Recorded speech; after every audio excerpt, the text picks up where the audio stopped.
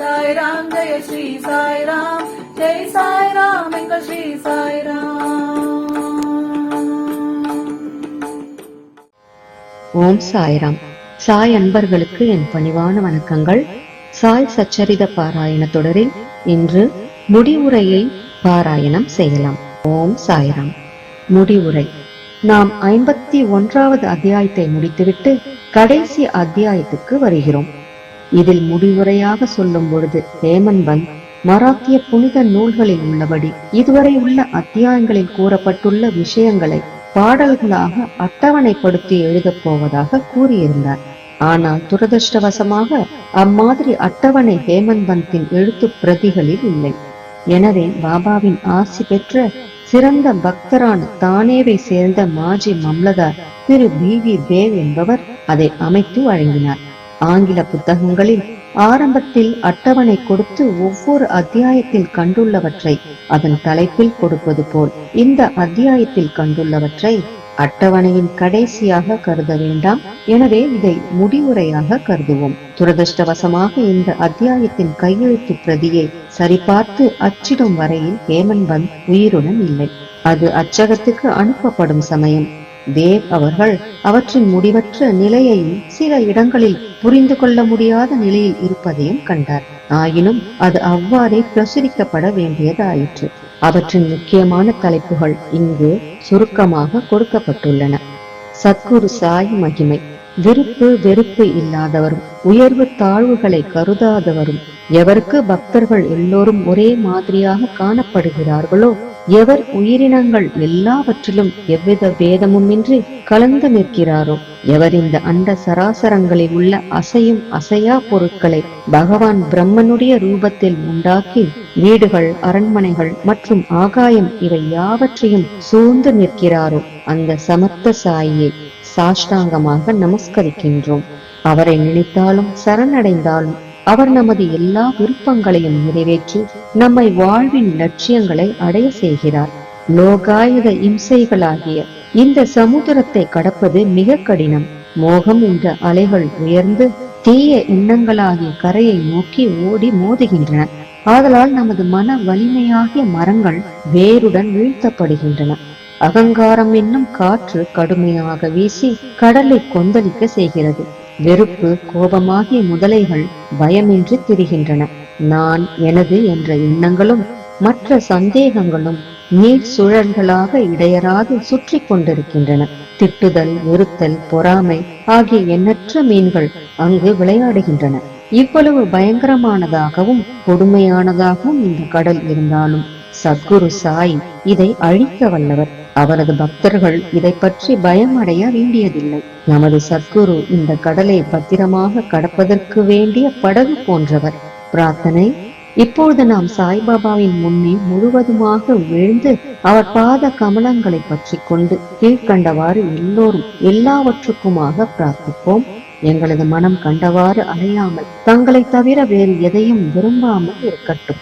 இந்த சச்சரிதம் எல்லோருடைய இல்லங்களிலும் இருந்து தினசரி பாராயணம் செய்யப்படட்டும். இதை தினமும் முறையாக படிப்பவர்களின் துயரங்களை தீருங்கள். பலஸ்ருதி. பாராயண பலன். இச்சரிதம் படிப்பதால் நீங்கள் பெறும் நலன்களை பற்றி சில வார்த்தைகள். புனித கோதாவரி நதியில் குளித்துவிட்டு ஷீரடியில் உள்ள சமாதி மந்திரில் உள்ள பாபாவின் சமாதியை வணங்கி தரிசித்து இந்த சச்சரிதத்தை படிக்கவோ அல்லது கேட்கவோ வேண்டும். இதை செய்தால் உங்கள் உடல், பொருள், ஆவியை தாக்கும் தீங்குகள் மறையும். தற்செயலாக சாயின் கதைகளை நினைப்பதன் மூலம் உங்களை அறியாமலேயே நீங்கள் ஆன்மீக வாழ்வில் விருப்பம் கொள்வீர்கள். இச்சரிதத்தை ஆர்வமுடனும் பக்தியுடனும் படிப்பதால் உங்கள் பாவங்கள் அழிக்கப்படும். ஜனன மரண சுழலை ஒழிக்க நீங்கள் விரும்பினால் சாயின் சச்சரிதங்களை பாராயணம் செய்து அவரை நினைத்து அவரது திருவடிகளில் உங்களை சேர்த்துக் கொள்ளுங்கள். நீங்கள் சாய் சரித சாகரத்தில் மூழ்கி மேலெழுந்து அதன் இன்பத்தை மற்றவர்களுக்கு கூறும்போது அவற்றின் புது புது நித்திய சுகந்தத்தை உணர்ந்து மற்றவர்களையும் தொல்லைகளிலிருந்து காப்பீர்கள். சாயின் உருவையே நீங்கள் தொடர்ந்து தியானித்தால் நாளடைவில் உருவம் மறைந்து உங்கள் தன்னுணர்விலேயே கலந்துவிடும். தன்னை அறிதலும் பிரம்மத்தை உணர்தலும் மிக கடினம். ஆனால் சகுன பிரம்மமாகிய சாயின் உருவத்தின் மூலம் வழிபட்டால் உங்கள் பிரம்ம உணர்வின் முன்னேற்றம் எளிதாகும்.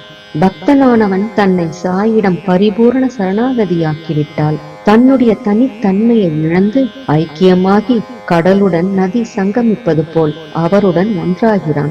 கனவிலோ உறக்கத்திலோ அல்லது விழித்திருக்கும் நிலையிலோ இவ்வாறு அவருடன் இரண்டர கலந்தால் நீங்கள் சம்சார பந்தத்தை ஒழிக்கிறீர்கள். யாராயினும் குளித்துவிட்டு அன்புடனும் உண்மையுடனும் இதை ஒரு வாரத்திற்குள் படித்து முடித்தால் அவர்களை பீடித்த கேடுகள் மறையும். படிக்க கேட்பவர்களுக்கு வரும் அபாயங்களும் நீக்கப்படும். இதை பாராயணம் செய்து செல்வத்தை விரும்புகின்றவன் செல்வத்தையும், நல்ல வியாபாரிகள் வியாபாரத்தில் வெற்றியையும் அடைவர். உண்மைக்கும் பக்திக்கும் தகுந்தவாறே பலன்களும் அமையும். இவைகள் அன்று எவ்விதமான அனுபவமும் இல்லை. இச்சரிதத்தை பக்தியுடன் படித்தால் சாயி மனம் மகிழ்ந்து உங்கள் அறியாமையையும் ஏழ்மையையும் நீக்கி உங்களுக்கு ஞானமும் செல்வமும் சேமமும் நல்குவார். கருத்தூன்றிய மனதுடன் ஒவ்வொரு நாளும் ஒரு அத்தியாயம் படித்தால் அது எல்லையற்ற ஆனந்தத்தை கொடுக்கும். தனது நலனை எவன் மனதில் கொண்டுள்ளானோ அவன் கட்டாயம் கவனமாக படிக்க வேண்டும். தொடரும் பிறவிகளில் ஒவ்வொரு பிறவியிலும் எப்போதும் சந்தோஷமாக அவன் சாயை நினைப்பான். முக்கியமாக குரு பூர்ணிமா, கோகுலாஷ்டமி, ராமநவமி, நவராத்திரி, பாபா சமாதியான விஜயதசமி தினங்களில் இச்சரிதம் வீடுகளில் பாராயணம் செய்யப்பட வேண்டும். இதை கவனமுடன் படித்தால் உங்கள் ஆசைகள் நிறைவேற்றப்படும். அவர் பாத கமலங்களை உங்கள் மனதால் நினைப்பதால் சம்சார சாகரத்தை சுலபமாக கடப்பீர்கள். இதை கற்பதால் நோயாளிகள் குணமுற்று திடகாத்திரம் அடைவர், ஏழைகள் செல்வம் அடைவர், கீழ்நிலையில் உள்ளோரும் நசுக்கப்பட்டோரும் உன்னத நிலை பெறுவர். மனம் சலனங்களிலிருந்து விடுபட்டு ஒரு நிலைப்படும். நல்ல அன்பும் பக்தியும் உள்ள வாசகர்களே, கேட்போரே, உங்களை வணங்குகிறோம். வணங்கி ஒரு வேண்டுகோள் விடுக்கிறோம். தினமும் மாத கணக்கிலும் படித்த சாயின் கதைகளை ஒருபோதும் மறக்காதீர்கள். நீங்கள் எவ்வளவு ஆவலுடன் படிக்கிறீர்களோ அல்லது கேட்கிறீர்களோ அவ்வளவுக்கு அவ்வளவு நாங்கள் சாயினால் உற்சாகமூட்டப்பட்டு உங்களுக்கு சேவை செய்வதில் உதவியாக இருப்போம். இதன் ஆசிரியர் வாசகர் இருவரும் ஒத்துழைத்து உதவி செய்து மகிழ்ச்சியுற வேண்டும். பிரசாத் யாசனா, பிரசாதம் கோரல். கீழ்கண்ட பிரசாதம் அல்லது உதவி கோரி பிரார்த்தித்து இவ்வத்தியாயத்தை முடிக்கிறோம். வாசகரும் பக்தர்களும் சாயின் பாத கமலங்களில் சர்வ பக்தி பூர்வமாக நினைக்கட்டும். சாயின் உருவம் அவர்கள் கண்களில் நிலைக்கட்டும். அவர்கள் சாய்பாபாவை எல்லா உயிர்களிலும் காணட்டும். ததாஸ்து, அப்படியே நடக்கட்டும். ஸ்ரீ சாயியை பணிக. அனைவருக்கும் சாந்தி நிலவட்டும். ஜெய் ஜெய் சாய்ராம். இந்த பதிவுடன் நாம் இந்த சாய் சச்சரித பாராயணத்தை நம் சாயப்பாவின் ஆசீர்வாதங்களுடன் நிறைவு செய்கிறோம்.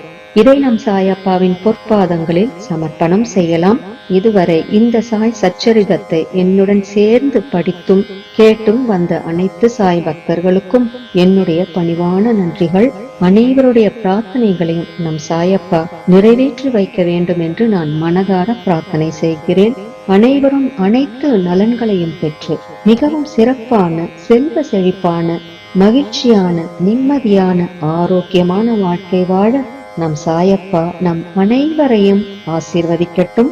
மீண்டும் மற்றொரு பதிவில் சந்திப்போம். ஜெய் ஜெய் சாய்ராம். ஜெய் சாய்ராம், எங்கள் ஸ்ரீ சாய்ராம். ஜெய் சாய்ராம், ஜெய ஸ்ரீ சாய்ராம். ஜெய் சாய்ராம், எங்கள் ஸ்ரீ சாய்ராம்.